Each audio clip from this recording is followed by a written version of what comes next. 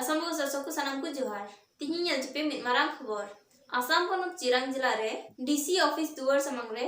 आक्रा सोरेन तिहिन पे घंटा को धरना किदा दराबुर नियल लगे उनको चेत बाबत इयत को धरना किदा ছাত্র সন্থাই যি আমাৰ কমতাপুৰৰ মেপ আমি 1990 চনৰ পৰা যিখন আমি মেপ দাবী কৰি আছো যে যিখন আমাৰ ৰাজ্য আছিল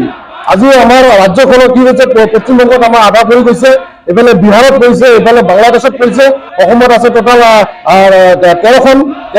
13খন ডিস্ট্ৰিক্ট আছে আমি গোটেইখিনি সামগ্ৰিক বিচাৰিছো যে আমি বেলেগ কাৰো আমি সম্পত্তি বিচৰা নাই আমাৰ যিখিনি ৰাজ্য আছিল আমাৰ যিখিনি এৰিয়া আছিল এইখিনি আমাক লাগে কালি আজি তাৰিখত আমি দেখিলে যে বিভিন্ন মিডিয়া বা সোশ্যাল মিডিয়াৰ যোগে যে আমাক বোলে ইয়াতে কোনো ধৰণে এক ইঞ্চি মাটি দিয়া নহয় আমি এইবিলাক বস্তু শুনিলে আমাৰ হাস্য মানে হাঁহি আহে আৰু আমাৰ জেগা আমাৰ সম্পত্তি আমি বিচাৰিছো আমি এটা সময়ত ভাৰত চৰকাৰৰ লগত চামিল হৈছিলো আমি কিবা এটা আমাক আশ্বাস দিছিল কিন্তু ভাৰত চৰকাৰে আমাক ঠগি দিলে এতিয়া আমাৰ বস্তুখিনি আমি ঘূৰাই চাম কেনেকৈ দিব নিদিব আৰু আমি স্পষ্ট কথা আমি যিসমূহ দল সংগঠনে আমাৰ বিৰোধিতা কৰি আছে আমি আপোনালোকৰ এই মিডিয়াৰ যোগেদি আমি আহ্বান কৰিব বিচাৰিছো যে আপোনালোকে এনে ধৰণৰ বিৰোধিতা মন্তব্য আপোনালোকে বিৰত থাকক অনাগত দিনত কিন্তু নিশ্চয় আমি ইয়াৰ কিন্তু পৰিণাম আমি দিম কাৰণ আমি কোনো এটা জনগোষ্ঠীৰ বিৰোধিতা নহয় কোনো এটা সংগঠনৰ আমি বিৰোধিতা নহয় আমি অসমত আমি এটা সোণৰ অসম আমি গঢ়িব বিচাৰো আমি সকলোৱে ভাই বন্ধুৰ নিচিনাকৈ আমি এটা বসবাস কৰিব বিচাৰিছো চাওঁ এতিয়া প্ৰমোদ বড়ো ডাঙৰীয়াই কি চেঞ্চত কথাখিনি কৈছে আমি জ্ঞাত নহয় একচুৱেলি প্ৰমোদ বড়ো শাসনৰ গতিত কোনে বহাইছে আজি প্ৰমোদ বড়ো ডাঙৰীয়াই বিটিআৰৰ চিফ হয় আজি আমি সদৌ কোচৰাজৰ ছাত্ৰ সন্থাই আমি প্ৰমোদ বড়ো ডাঙৰীয়াক কুৱেশ্যন কৰিব বিচাৰিছো যেতিয়া আপুনি নিৰ্বাচনৰ সময়ত কোচৰাজবংশী অঞ্চলত আপুনি সোমাইছিল তেতিয়া আপুনি কি প্ৰতিশ্ৰুতি দিছিল এটা সময়ত আপুনি আপচু নেতৃত্ব দিছিল আপচু নেতৃত্বৰ সময়ত কিন্তু আপুনি কোচৰাজবংশী জনগোষ্ঠী আপুনি বিৰোধ কৰি গৈছিল যেতিয়া আপুনি ৰাজনীতিৰ প্লেটফৰ্মত আহিল ৰাজনীতিত আপুনি অহাৰ পিছত আমি ভাবিলো যে নিশ্চয় মানসিকতা চেঞ্জ হ'ব বিভিন্ন জাতি জনগোষ্ঠীৰ সময় বিকাশৰ কথা চিন্তা কৰিব কিন্তু আমি এতিয়ালৈকে প্ৰমোদ বড়ো ডাঙৰীয়াৰ যিটো মাইণ্ড এইটো কিন্তু চেঞ্জ হোৱা নাই নিশ্চয় ইয়াৰ ফলটো আমি দিলে কাৰণ প্ৰমোদ বড়ো ডাঙৰীয়াৰ ব্যক্তিগত সম্পত্তি বিচৰা নাই আমাৰ যিখিনি এৰিয়া আমাক লাগিবই তাতে ইয়াতে বিটিচি থাকক নাথাকক আমাৰ ক'ব লগা নাই কাৰণ ইমান দিনে আমি কোনো ধৰণৰ বিৰোধিতা কৰা নাছিলো কিন্তু বৰ্তমানে আমি দেখি পাইছো আপচুও আমি বিৰোধিতা কৰে আজি প্ৰমোদ বড়ো ডাঙৰীয়াই আমাক মানে বিৰোধিতা কৰে কিন্তু আমিও বাধ্য হ'ম না এতিয়া আমাৰ সম্পত্তি আমাৰ প্ৰপাৰ্টি আমি যদি ঘূৰাই নাপাওঁ উল্টা আমাকে আৰু ক'ব যে এক ইঞ্চি মাটি দিয়া নহয় কিন্তু মানে টোটেলি সহ্য কৰা কথাই নাহে নিশ্চয় আমি প্ৰতিশ্ৰুতি দিলে আৰু অহা বিটিচি ইলেকশ্যন আহিব না প্ৰমোদ বড়ো ডাঙৰীয়াই আমি ৰিপৰ্টটো দিম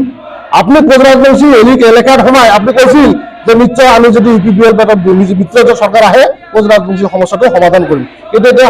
শাসন গতিত বহাৰ পিছত যদি কোচৰাজবংশী জনগোষ্ঠী যদি এতিয়া মানে এটা মিছা অভিযোগ বা এটা মানে কি কয় তুলনা মন্তব্য কৰে এইটোতো সহ্য কৰা নহ'ব নিশ্চয় আমি ইয়াতে আমাৰ যে আঙুলি পাৱাৰ এইটো আমি দেখাই দিম আমি আমাৰ এই চিৰাং জিলা উপায়ুক্তৰ কাৰ্যালয় প্ৰাংগণত আমাৰ কেন্দ্ৰীয় সমিতিৰ নিৰ্দেশনা মৰ্মে আমি জিলাই যি অৱস্থান ধৰ্মঘট কাৰ্যসূচী লৈছিলোঁ তাৰে আমাৰ চিৰাং জিলাত আজি এই কাৰ্যসূচী ৰূপায়ণ কৰিবলৈ আমি লৈছোঁ ইয়াতে হয় আজি কেন্দ্ৰীয় চৰকাৰে যি এক সৎভাৱেৰে যোগাত্মক দিশেৰে বিভিন্ন বৰ্গৰ লগত সমিল মিলেৰে আলোচনাৰ যোগেদি এক সমাধান সূত্ৰ উলিয়াব চেষ্টা কৰিছে আমি চিৰাং জিলা হিচাপে সেই পদক্ষেপক আদৰণি জনাইছোঁ আৰু আমি চিৰাং জিলা বাসিন্দা হিচাপে আমি বিচাৰোঁ আমাৰ এই অবিভক্ত গোৱালপাৰা যি অঞ্চল চিৰাং বা কোকৰাঝাৰ অঞ্চলো এক সুৰক্ষাৰ গণ্ডিৰ মাজত কোচ ৰাজবংশী জনগোষ্ঠীৰ দীৰ্ঘদিনীয়া যি দাবী সেই দাবীসমূহৰ এক সমাধান সূত্ৰ উলিয়াব লাগে আৰু এই অঞ্চলৰ কোচ ৰাজবংশী জনগোষ্ঠীৰ দীৰ্ঘদিনীয়া সমস্যাৰ পৰা এক সমাধান সূত্ৰ চৰকাৰে আলোচনাৰ যোগেদি উলিয়াব লাগে হয় আমি আজি চিৰাং জিলা এই কাৰ্যসূচীৰ যোগেদি এইটোৱে বুজাব বিচাৰিছোঁ যে কেন্দ্ৰীয় চৰকাৰে যি যোগাত্মক দিশেৰে আলোচনা আগবঢ়াই লৈ গৈ আছে আমাৰ চিৰাং বা কোকৰাঝাৰ অঞ্চলো যাতে বাদ পৰি নাযায় এই অঞ্চলৰ কোচ ৰাজবংশী জনগোষ্ঠী ৰাইজো যাতে এক সুৰক্ষিত গণ্ডিৰ মাজত আহিব পাৰে তাকে আমি এই আজি ধৰ্মঘটৰ জৰিয়তে বুজাব বিচাৰিছোঁ এতিয়া চাওক চিৰাং কোকৰাঝাৰ আপোনালোকে গম পায় এক অবিভক্ত গোৱালপাৰা যি আমাৰ কোচবিহাৰ ৰাজ্য সেই ৰাজ্যৰে এক অবিভক্ত অংগ হয় আমি ভাল পাম যদি আমাৰ এই বিটিআৰ অঞ্চলো কোচবিহাৰ বা কমতাপুৰ ৰাজ্যৰ অধীনত থাকক আমি সমিল মিলেৰে আমি দুই এটা জনগোষ্ঠী আমি সমিল মিলেৰে থাকিব বিচাৰোঁ তেওঁলোকে থাকক স্বাগতম জনাইছোঁ আমাৰ তেওঁলোকৰ BTOৰ যি শাসনতন্ত্ৰ সেই শাসন ব্যৱস্থাটো আমাৰ কমতাপুৰ ৰাজ্যৰ অধীনতে থাকক, আমি সমিল মিলেৰে আগবাঢ়ি লৈ যাম, তেওঁলোকক আমি সহায় সহযোগিতা কৰিম।